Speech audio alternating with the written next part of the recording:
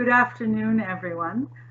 So my name is Polly Leonard, and I just wanted to thank you all for being here today. I did want to mention that my co-presenter is no longer able to be here today. She would have been great, so I'm really sorry you are stuck with me for a whole hour. But you can reach her at the Black Students Association on Instagram and on Facebook. Her name is Fikayo Kayode, and the Black Student Association Instagram is Acadia_BSA. So before we begin our presentation, I'd like to acknowledge the land that we are on. I'd like to begin by acknowledging that we are in Mi'kma'ki, which is the ancestral and unceded territory of the Mi'kmaq people. This territory is covered by the treaties of peace and friendship, which Mi'kmaq, Maliseet, and Passamaquoddy peoples first signed with the British Crown in 1726. The treaties did not deal with surrender of lands and resources, but in fact recognized Mi'kmaq and Maliseet title and established the rules for what was to be an ongoing relationship between nations. Acknowledging the land that we are on means that I will keep reconciliation and decolonization at the forefront of the work that I do here at Acadia. It means that I will continue to strive towards decolonization in everything that I do. So a little bit about me. My name is Polly Leonard and my pronouns are she and her. I am the new Equity and Diversity Inclusion Officer here at Acadia University. My family and I moved to Nova Scotia from Ottawa in April.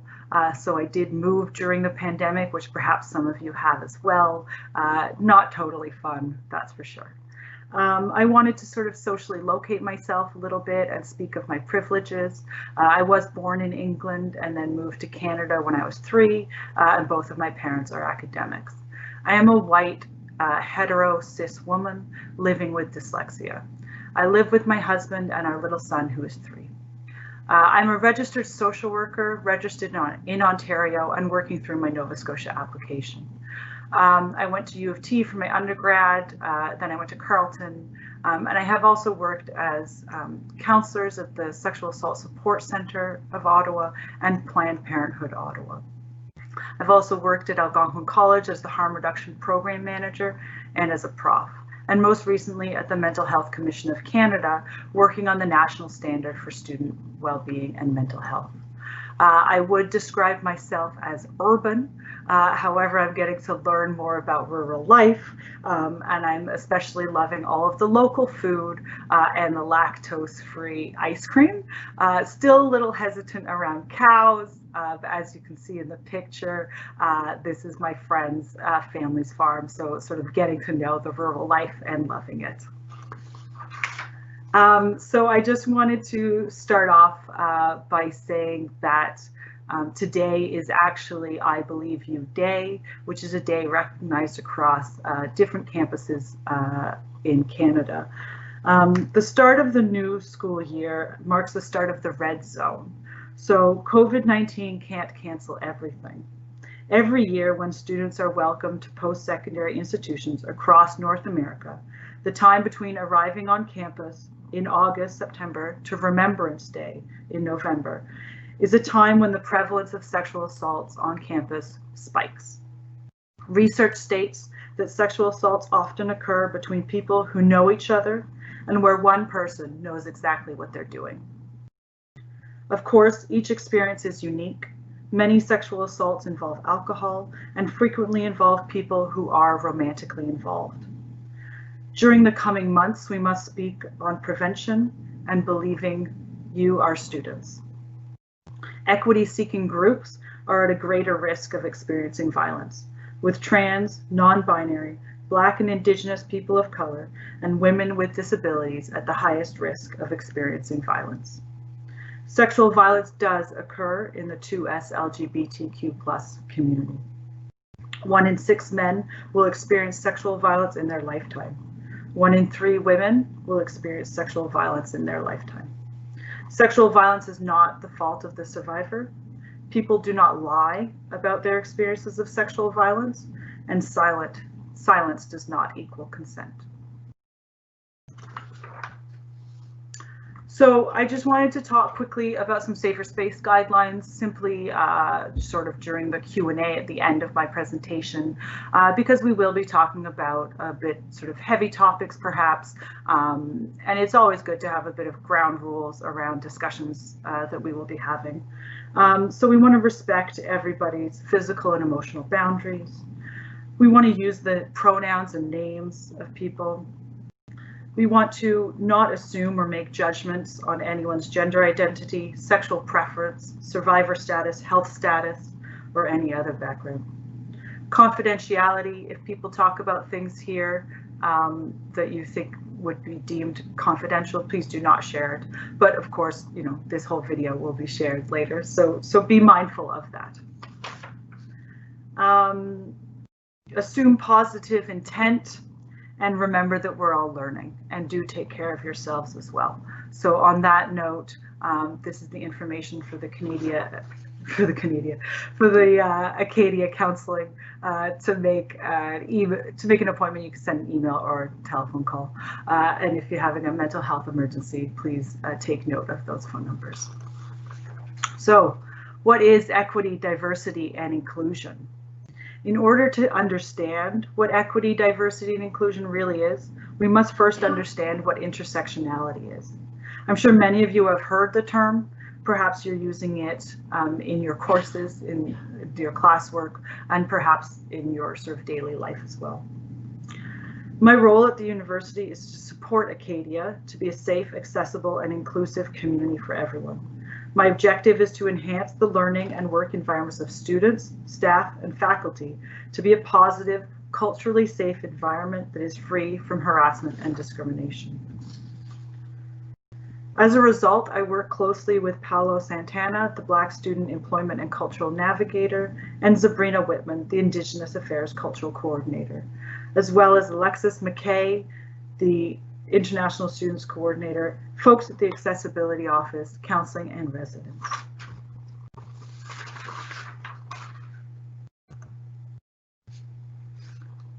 So the definition for intersectionality is the complex, cumulative way in which the effects of multiple forms of discrimination combine, overlap, or intersect, resulting from the intersection of various identities, especially in the experiences of marginalized individuals or groups. It's important to know where this term came from and how it is used. Intersectionality is a term used to observe and analyze power imbalances that was coined by Kimberly Crenshaw, which emerged from the ideas debated around critical race theory. This term is sort of colloquially used to describe a theory for understanding the complex and intersecting identities of individuals. Therefore, if we look at my social identities, I experience oppression because of my gender and disability. However, I experience privilege because of my cisness and whiteness. I am not only one identity, I am a combination of these identities that intersect with each other and all have varying degrees of power, privilege, and oppression. So this is sort of a bit of a better picture to sort of understand intersectionality a bit more. The definitions of equity, diversity, and inclusion is equity is a way to address marginalization.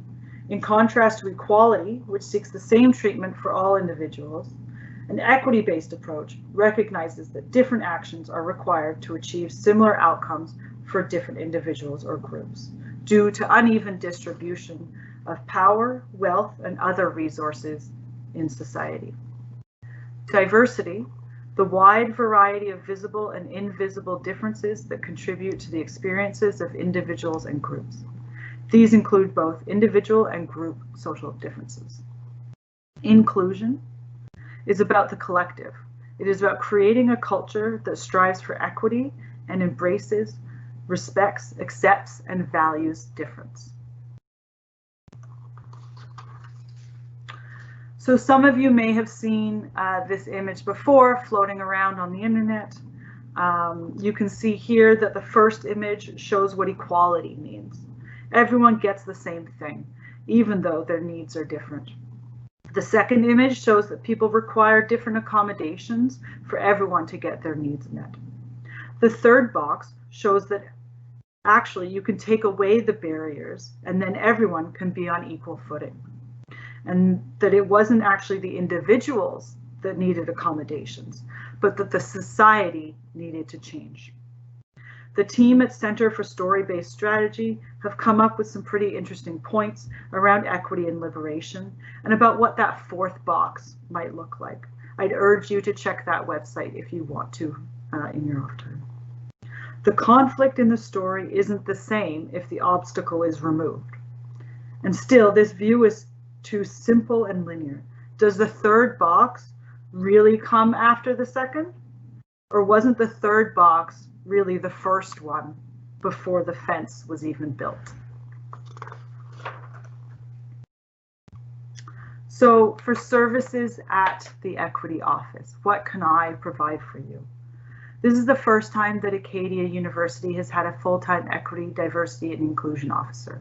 So it's really important for the campus community to learn about the services that I offer and how I can support everyone on our journey to a better future. So I support students, staff, and faculty. Everyone on campus community can access me. My main goal is to prevent discrimination, harassment, and personal harassment from occurring on campus or between campus community members. The Acadia University policy against harassment and discrimination is the policy that the Equity Office oversees. I handle informal and formal complaints. I can offer mediation and dispute resolution. As well, anyone can send me an email or phone call for anonymous advice or simply for a listening ear on concerns that they might be having. Oh, sorry. The policy is to ensure everyone's human rights are being protected. The policy covers all community members and all protected grounds that I will go through in a minute. So this is sort of basically, if someone is harassing you or discriminating against you, either personally or sexually, please contact me. And if you are unsure, you can connect with me and we can discuss it sort of an informal manner. So discrimination and harassment. All members of the university community have the right to learn and work in an environment free from discrimination, sexual harassment, and personal harassment. A person discriminates where the person makes a distinction, whether intentional or not, on those protected grounds, which are in the next slide. Creates a burden or obligations or disadvantages, or limits access to opportunities or benefits. And this is all as is outlined in the Nova Scotia Human Rights Act.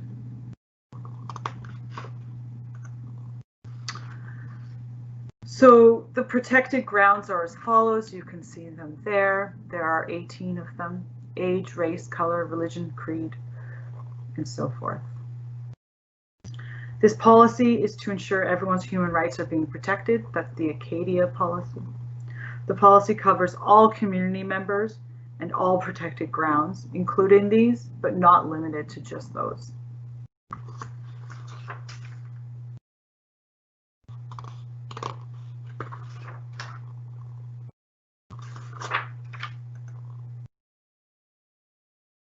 So personal harassment can be physical or verbal behavior, pushing, slapping, or other forms of physical assault, communication that is perceived to be inappropriate, harsh, or condemning.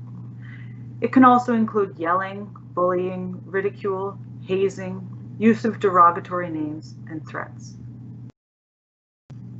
It can also include such things as not using your pronoun, not using your correct name, that type of thing as well. For sexual harassment, behavior or comment that is of a sexual nature, annoying, frustrating, or worrisome, and that is unwelcome. Sexual advance or solicitation, so that's asking for or trying to get, by someone where there's a power imbalance that is unwelcome. So a power imbalance exists between yourself and your professors. Power imbalance exists between yourself and your coaches, someone in a position of authority or trust with the Acadia University. Sexual harassment can also come in the forms of coercion, so threatening one person over the other person if they reject the sexual advance or asking. And this again is all under the Nova Scotia Human Rights Act.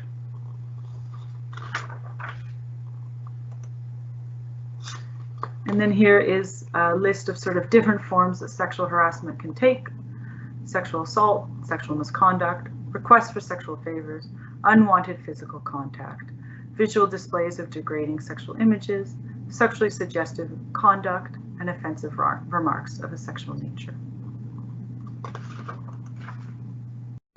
So this is, we're going to talk about cyberbullying and cyber sexual harassment, especially now in the times that we are living. You know, you can be contacted and connected 24 hours a day. So it's important for us all to understand sort of what cyberbullying is and what to do about it if it is occurring to you, and how not to do it to somebody else.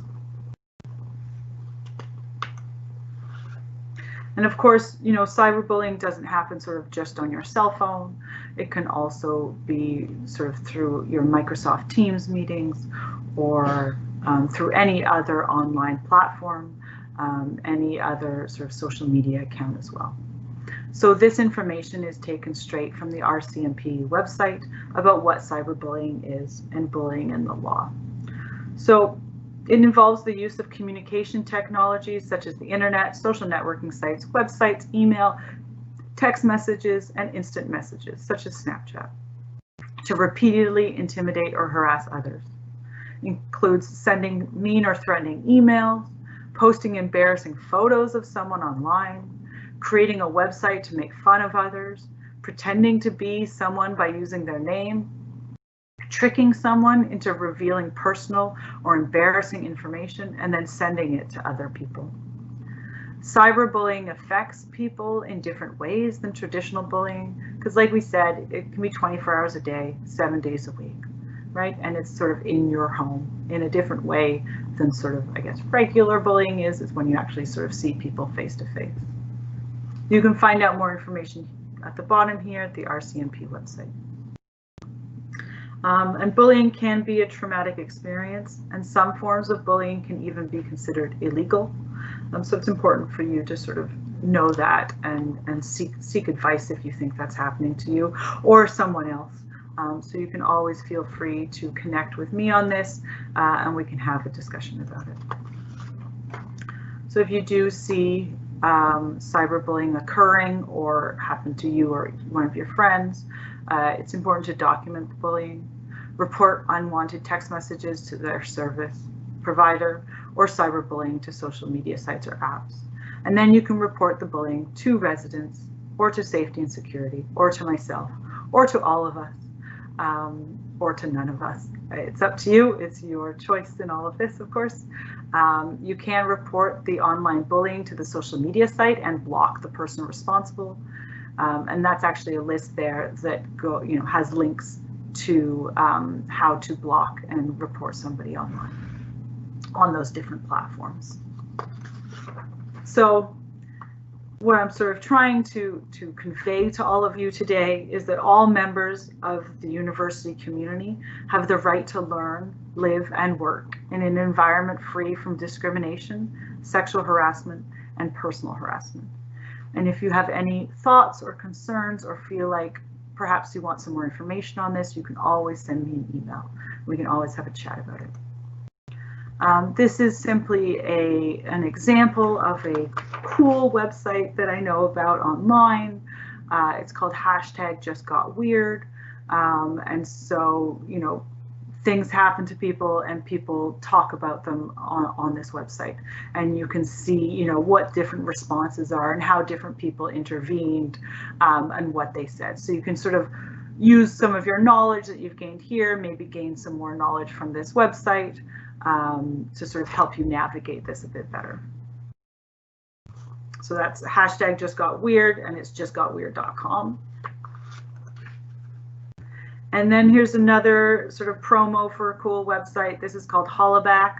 I don't know if you've heard of it before. It's actually international harassment and violence sort of prevention. It's pretty cool. There is a Hollaback Halifax. There are Hollabacks sort of all over Canada, but this is the international site. There's a lot of really great free online trainings that you can take. They have a great guide for bystander intervention. There's some great information about what does street harassment look like, what does workplace harassment look like. They've sort of really sort of expanded their definition of harassment to include sort of all types of different things happening in all different types of places. There's some really interesting trainings on Black Lives Matter, interesting trainings on anti-harassment for against L2S LGBTQ community, trainings on how to sort of bystander intervention for the Asian community, for all different types. So it's really a great website that I suggest you should go to because it's cool. So more things that I can sort of provide for the campus community is really just a safe space to talk. I can provide some anonymous advice. I do support some of your faculty and teachers on course materials review, training for you folks and staff and faculty. As well, I've, with the help of Acadia IT, sort of bumped up our website a little bit. So right now, if you go to the Equity website, there is also a tab that says resources. And so there's a bunch of resources that have been put together by the Equity, Diversity, and Inclusion Committee. So those are resources obviously like on racism, sexual harassment, gender discrimination, and sort of a bunch of other interesting topics as well that might be helpful. As well, on my website, there's the gender inclusive washrooms. There's a list there for different places on campus that you can go to. So this quote here from Ibram X. Kendi, the only way to undo racism is to consistently identify it, describe it, and then dismantle it. So this is true for all forms of harassment, discrimination, and oppression. If we cannot name the issue, we cannot talk about it or change it. Betty Friedan, in her book, The Feminine Mystique, 1963, famously described the widespread unhappiness, oppression, and domestic violence that women were facing in the 1950s and 1960s. She called this the problem that has no name. Since then, as a society, we have learned of oppression of women, of racism towards Black and Indigenous people of color, of ableism towards people with disabilities. We must be open to having these conversations if we want to change the way that people are treated on campus, across the country, and the world. So this is sort of my in production list of things that are happening. The EDI committee webpage is coming. We are working on a brand new 2020 harassment and discrimination policy, as well as a new sexual violence policy for 2020. Currently, we are using sort of the current ones, so you will find those on the Equity website as well. I am also working on some trainings, including challenging racism in the classroom. I just finished residence training last week, and then am involved in equity in the workplace as well. So just wanted to thank everybody for being here. I know it is Friday afternoon and school starts officially on Monday. So I just wanted to give you all a big thank you for being here today. And I'm going to open it up to questions. If we want to sort of change that, I will stop sharing.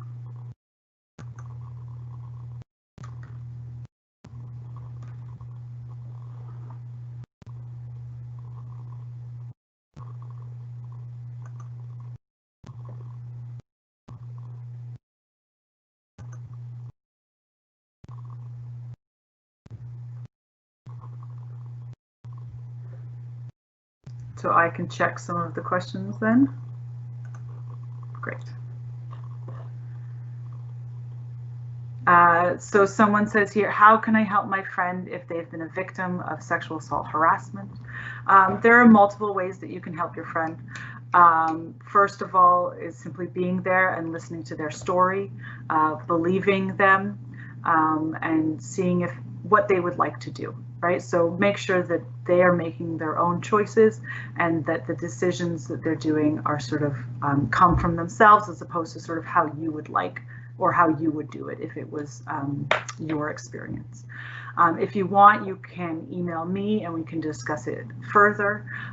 You can tell your friend about the equity services on campus and they can connect with me. There's also some really great resources online, including the Antigonish Women's Center. So you can just check that on the website. And if you go to equity, the Acadia Equity website, there'll be a link to that. You can see if they would like to go to Acadia Counseling to talk about it. So there's lots of different ways of things that you can do. The best thing you could ever do is to simply believe your friend and let them tell you as much or as little as you like. Do not push for further details. Do not push sort of for them to do things that they might not want to do. So make sure it's sort of their journey in how they would like to continue. The gender inclusive washrooms on campus, there's a list that I could probably bring up right now and look at it.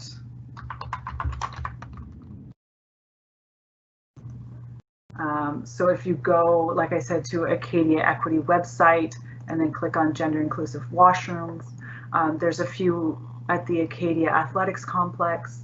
There's one in the biology building. There's one in Denton Hall, Elliott Hall. Looks like there's 3 in Elliott Hall.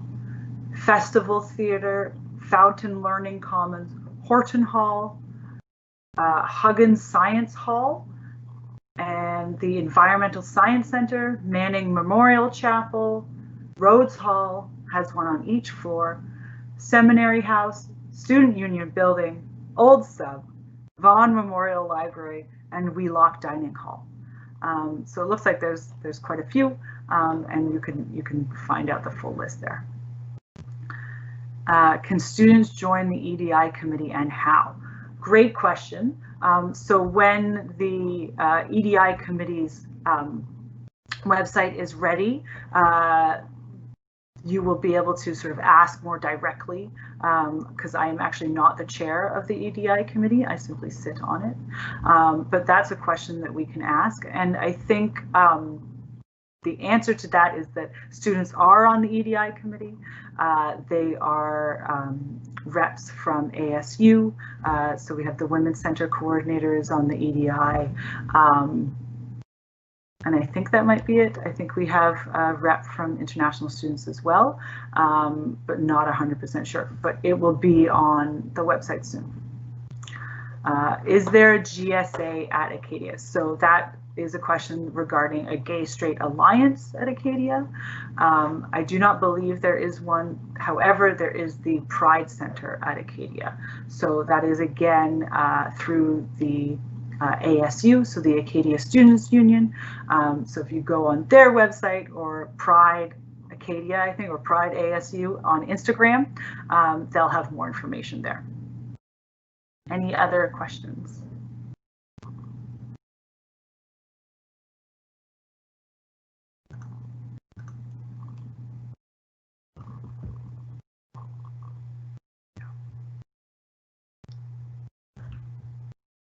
Okay. So I guess I will wrap up then.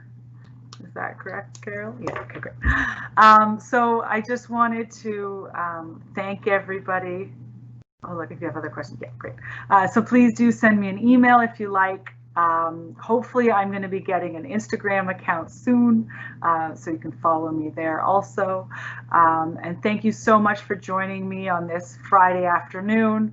I hope that you are all able to do something fun for yourself this afternoon, do some like proper self-care that could also involve like calling your friends, calling your loved ones, maybe while having a bath, but you should also call people and reach out and chat with them.